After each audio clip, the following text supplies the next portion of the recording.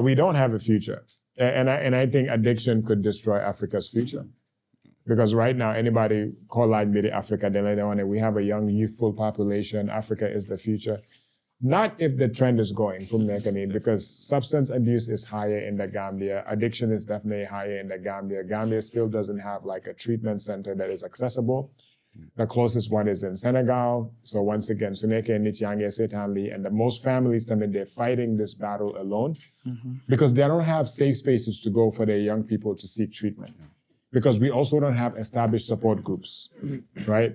So there's a lot of work that needs to be done. But most people, the best way to prevent something is to help people understand the root cause and why it happens. So we all have a responsibility to recalibrate our relationship with social media, how we talk to young people in the neighborhood, yes, if you are a parent, monitor your child's devices. Monitor it, put parental control in it. If you find an adult in that child's phone, you need to confront the adult because that adult is a predator. If you find an adult who is exposing drugs, substances to a young person, be it a young person, young boy or young girl, that adult needs to be held accountable, right? So in laws, they have to criminalize people that are creating access more than people that are addicted to these drugs. Sure. And we have to transition from criminalization to rehabilitation because you could save a young person who's 17, 18, who just fell for addiction, versus or you do something that you're pretty much disenfranchising him for the rest of his life, right? The penalty seems to be a little bit more severe for the user than the seller. Or at least if it happens, as well too. So yeah, that's all I could say about addiction, man. But everybody is prone to addiction. So anda yeremande as well too, because all of us could go through a hard time in our life where we want to escape. Yeah. And that's why it says addiction isn't about what you use. It's about what you're trying to escape. And healing begins when you reconnect to yourself, your purpose, and your people. More people that are going through this need a community around them. Fuck you under compassion. Fuck you under yeremande. Fuck you destigmatize yene to puniti hamne. It's not the end of the day. But I'll allow the guys to parting words. What do you have to say?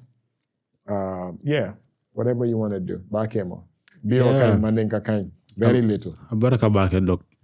Kacha meta kacha dial baraku mayata.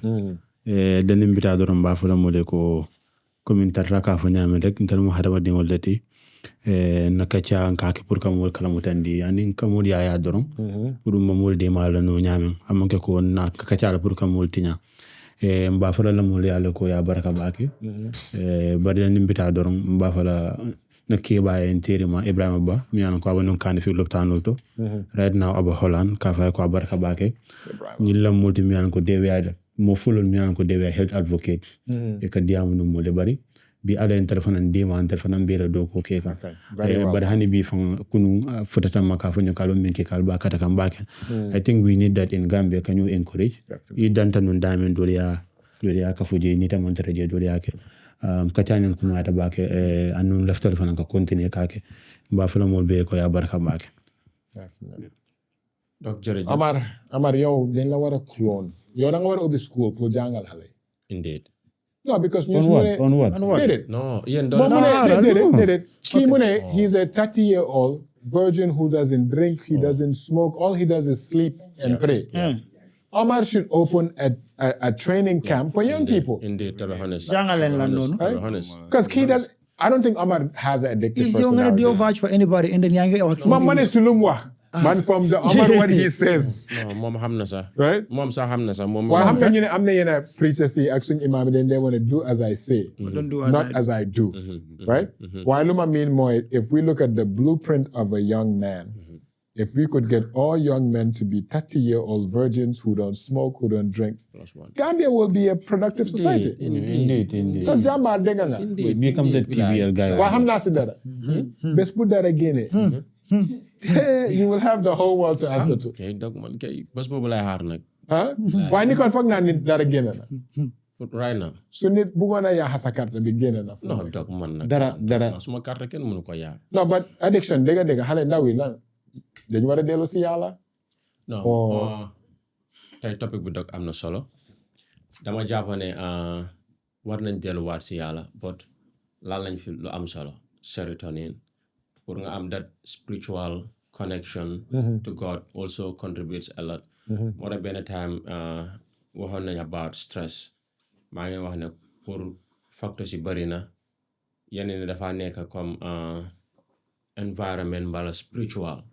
When our souls are not clean so mun nañu yóbbeti all this addiction hanga stress nga dugatu addict XYZ bëri na reasons yi bëri na so di dellu di wax na tamit loolu dog could be one of the factors yeneen lu ñu wax tamit mooy accessibility and then the exposure. Comme xam naa ne léegi jamono buñ nekka nii it will be very difficult pour ñu mun a restrict these things because we are already exposed. Xaw ma kan mooy ñëw bëgg ñu ko restrictal but xam naa ne kooku moom nit yi dinañ ko jox seen bakkan because of seen nafs seen bugg it's already there. No, that's true. Comme tey porn suñu waxoon ne Gambia tey dañoo ban porn. Big problem. Just imagine ñu ne porn sites yëpp Gambia kenn du mun a am access su nekkee yaa ngi biir Gambia. Don't be surprised di nga gis ñu dem ba Karang ñu download ñu ñëwaat. No dégg la. maa ngi laa reality. wala dañ koo jaay. maa ngi laa reality. because blue film industry bi dafa jógaat. exactly time boobu noonu Gambia amoon na time dañ ban bet. waaw. am na ñu doon dem ba Karang si boode bi ñu play bet ñëwaat Sénégal. definitely Sénégal. Oh, you make it harder. Anyways man ma wax loolu balaa betting company di loolu because of loolu yëpp lu ko waral mooy nit ki mi ngi expose and then all of that so nit ki tamit yow yaa war a mun a dimbale sa bopp rek. wax dëgg. yow yaa mun a dimbale sa bopp so donc bañ a gën a guddal ñu ngi jaajëfal ñëpp di gërëm ñëpp you know di jox man suma camp bi danga ko jox compi. Okay. Champelonki. Great with the great. yeah man compi laa jox suma. Willy. jàmbaar of the week you know yeah moom jàmbaar na dafa nekk koo xam ne comme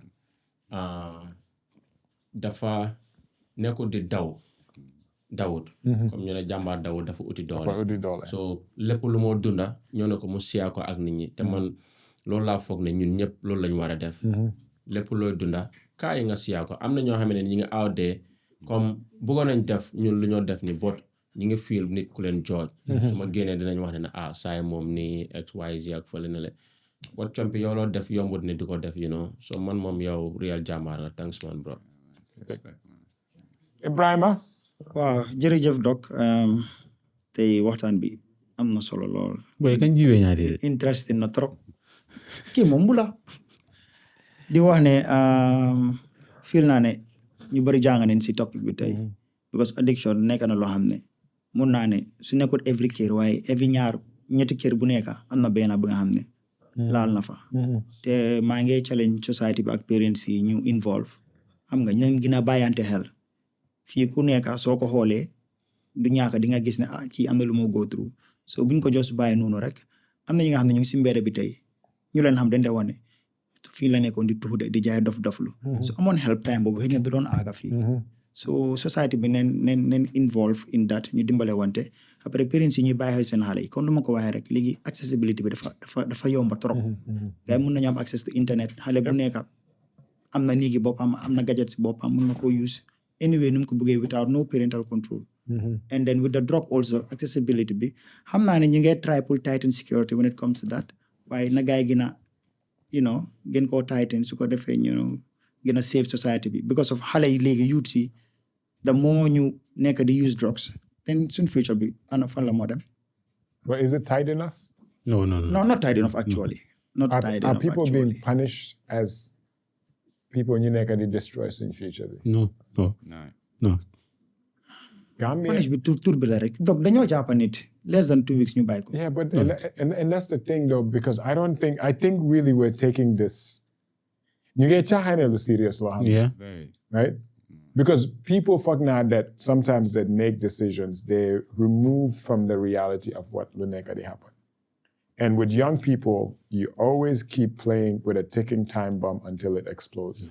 And Gambia does not have an infrastructure, even to handle a crisis of 100 people with an addiction right now cannot get treatment in the Gambia. Where? Right? It's a dangerous problem, right? The exposure be. So many Gambians under 35 have already had their first exposure. to a substance. True. Yeah. If we're being honest. Because I'm going to in the end about it. Listen, man, most people have already had exposure. It's just a fact. Kugena serious community. Omar is an outlier. Yeah, thank you, Doc. Thank you. Yo, mom, Thank yalla, you. mashallah. Right? Donc yaa ngi vouch de. Dégg la dégg la because seede yi xam nga Doc kontaan Yeah, naa. Amara man Kémo moom Kémo moom seede waxul yi- Kémo musula laal tay. non xam nga dog dañ ma dee jàppee nu mu ko defee pono Pono. waaye Omar xam na ma But you've never I experimented. never did I think bu ñu amee benn waxtaan dama am andi suma that picture am No, but Luma mean isn't from a medical perspective. You've never been curious about experimenting. never Doc, never. When you never I think naturally I think nañ ko wax in another episode so demee ba retire. Dem ba nekk 75 retire. Nit jox la indil la joint dootu. retire pour damaa dee di ma retire mot pour damaa dee Dafa dee kay. You guys are good people. But I think we do need to really take this serious though, in terms of exposure, because a lot of young kids already am in first exposure. yeah dog man moom that have been my identity anyway particularly if I'm new to people Yeah. but it takes time pour gars yi mën a xam you know Yeah. They- Well, eventually, I think at some point all the laws would evolve. I think controlled adult use, for some instances, you could make a medical case to it. I really think they should decriminalize it. If not, so many young people are going to be running into problems with the law. Once the law is the law is the law, right? Tamaltu, I just don't think any prison is for a child who's struggling with addiction. That's just my... dañ ko gën a laal rek boo leen yóbbee foofu moom dañ ko gën a laal rek No, you just don't rehab it. The prison system, I feel a type of way about prisons, but that's not a whole episode. It's not African. The white man brought prisons for a reason. Pour dugal ñu dëgër boppa. You know what on yeah Right, so I think prison reform is long overdue. I know they're making progress. I know the government is trying in terms of they have a rehab center that's coming. I think there's a lot of efforts along the way in terms of even HIV, because now there's an increase of people that use drugs, injectables that share needles is increasing in the Gambia. That's a risk factor for all the diseases like HIV, hepatitis. There's just a lot of things that we're not talking about because so we're here soon, papa, legi. Hey, Gambia, I'm the drug problem. They don't conceptualize it because they don't come from that reality. When you gain a place, right it's very scary. The first exposure, man, as a human, anytime so mose lunne or nga yek lunne, right? Something that feels good. You need to sit down and realize that, hey, yek na dopamine, harama buy suma healthily. Not only young people, right?